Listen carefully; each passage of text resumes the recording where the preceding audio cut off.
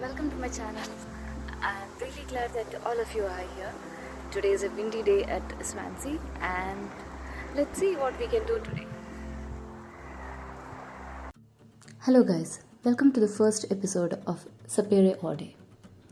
Over here we discuss everything life, creativity and art.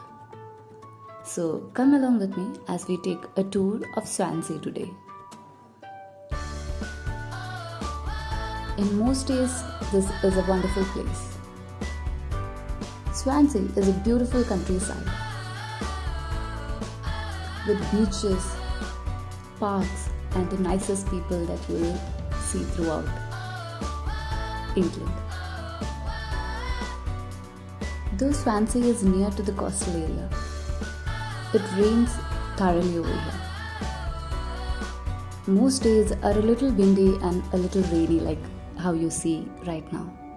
But there are sunny days also over here which are really beautiful. Coming from a tropical region, the climatic differences were quite jarring for me initially. For instance, we have temperature that goes up until 42 degrees upwards. And here, this is the first instance of me seeing snow in my entire life. So of course, that difference was a little bit too much for me initially, but then, of course, who can't love Swansea?